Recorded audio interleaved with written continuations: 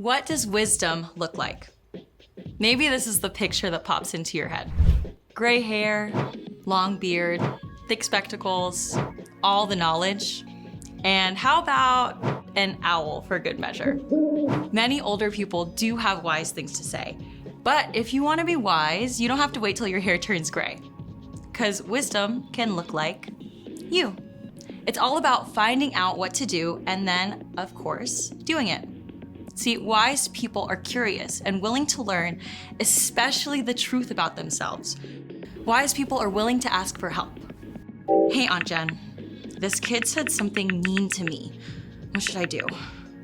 Wise people choose to fill their minds with things that are good and true, so they can choose to speak words that are loving and true. Whether you're 5 or 75, you can say, God, your wisdom is all that I'm after. I want to grow stronger. I want to dig deeper. And when you find out what you should do and do it, others can see God at work in you. That's why wisdom is an amazing way to worship God with your life. Because worship is about more than just singing loud. It's all about living loud. Check. Wait, where's the food color? Oh, hey, welcome to Story Lab. This week we're taking a look at the story of someone who wanted to dig a little deeper. Aha! Food coloring. Whew. Food coloring and Story Lab are like PB&J.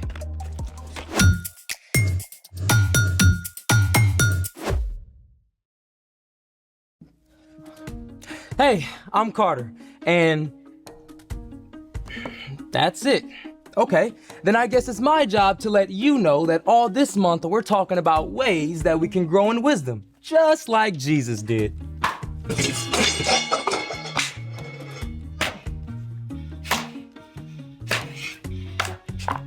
And I'm Zeke. Little late, superhero. What? You said we're taking a deep dive into the ocean today, so I'm ready. I meant deep dive into knowledge about the ocean, not actual water. Oh, so I don't need a snorkel? We're only using this much water. Well, let's make it. Today, we're exploring the ocean layers on land. We'll use our imagination and some of these supplies. For this activity, we will need 5 jars of water, sea salt, food coloring, scrap construction paper, and a syringe with a tube, or a funnel in a large straw will do. Is this for breathing underwater? First things first. Step 1, add salt. This first jar will get no salt, the next will get 2 spoonfuls, then 4, then 7, then 9.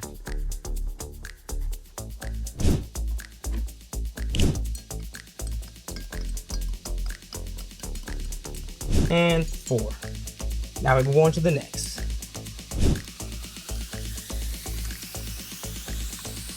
And 7. All right, and the last one.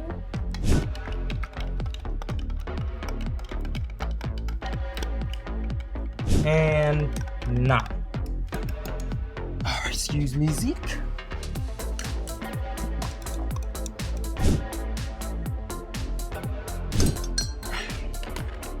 Hey, the ocean is saltwater, right? Yep, but we're also adding salt to increase the density of the water. Density just means how tightly the molecules are packed together. Since the different layers have different densities, they'll stay separate. Which brings us to step 2, coloring our layers. We'll put the tiniest bit of sky blue in the first jar, then blue-green 1 drop, then navy blue 1 drop, then purple 2 drops, then black 4 drops. All right. So I'm thinking the ocean layers go this way instead of that way. Step 3, the layers all go in here, carefully.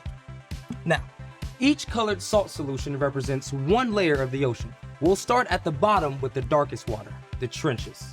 Carter, I'm always willing to be in the trenches with you. Thanks, Zeke. Whew, it's so dark down in the trenches. Yep. Zero sunlight reaches the trenches. And the deeper that you go in the ocean, the higher the density of the water. There's so much we don't know about the deepest parts of the ocean, but we do know that sea cucumbers and starfish live there. All right, now we're going to pour in the rest of the layers.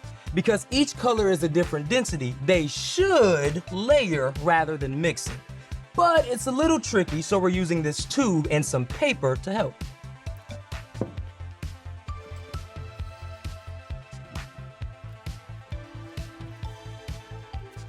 There. All right, next layer, the abyss. I feel like we're doing very delicate sea surgery. Peering into the depths of the abyss. This zone is where many types of squid and shrimp live.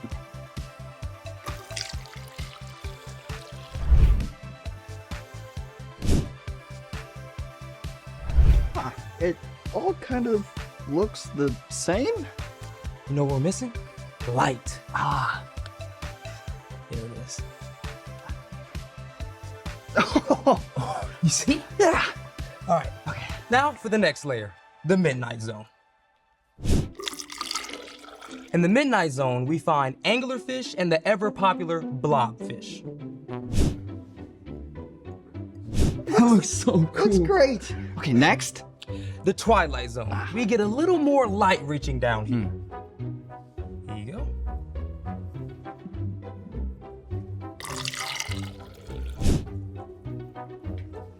The Twilight Zone, home of jellyfish and octopuses, octopi, octopodes?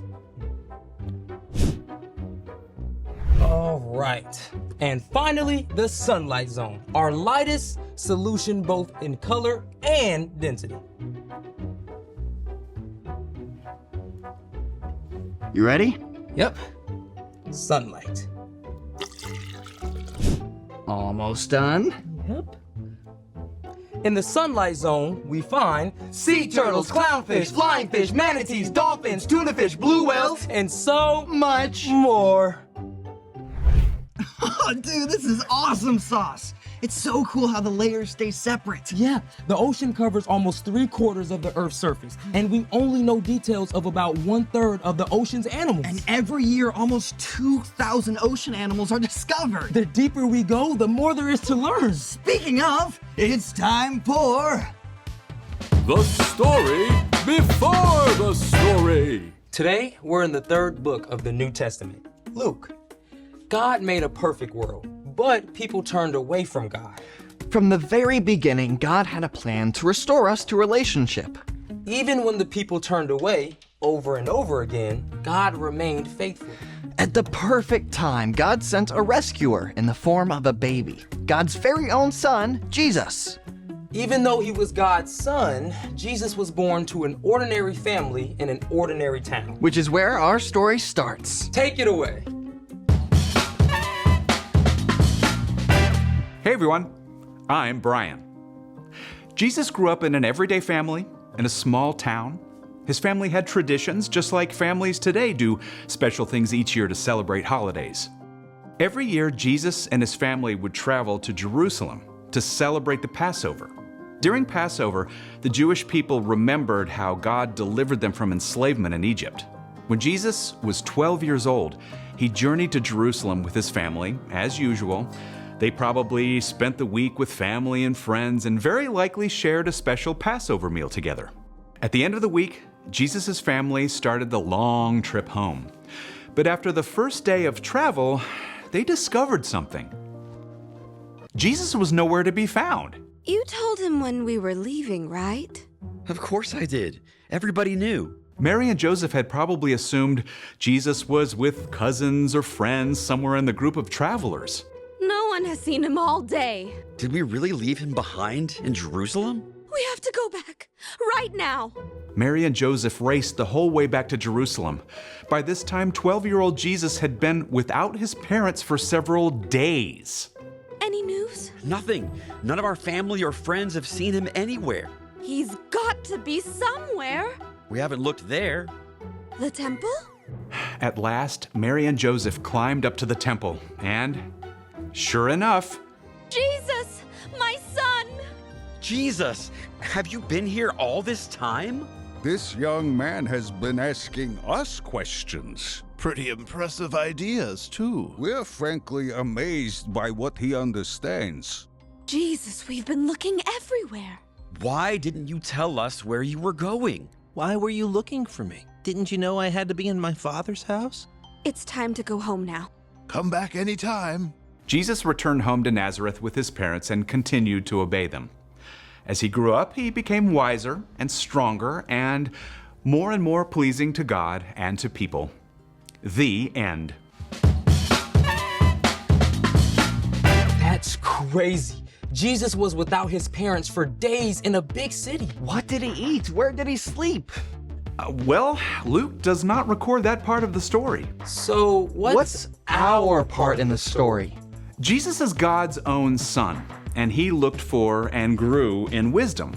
Now, if Jesus did that, then it's definitely important for us to look for wisdom too. Wisdom is finding out what you should do and doing it. Okay, I know how to look for stuff like my shoes.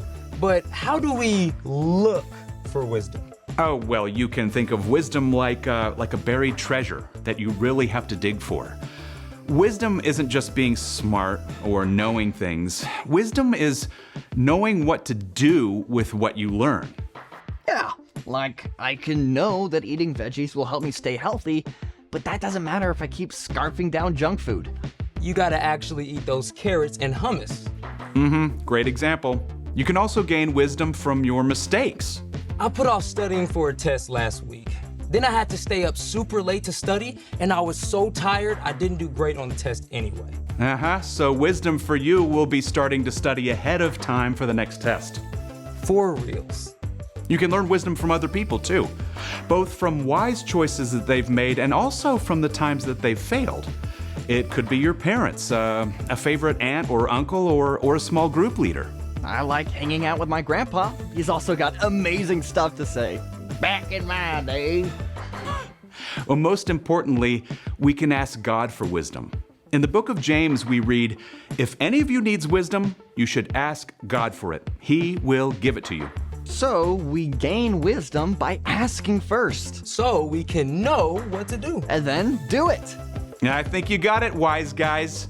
See you next time. So, here's the thing. Wisdom is worth searching for. Speaking of searches, you think there might be any treasure buried at the bottom of this ocean? As a matter of fact, there is. Are you joking? For reals? Yeah, I buried our lunch money in quarters. Oh, we get to dig for buried treasure. Thanks for joining us in the Story Lab. See you next time. Okay, should we use the syringe? Or maybe the tiniest shovel. Why not both? All right, let's do it.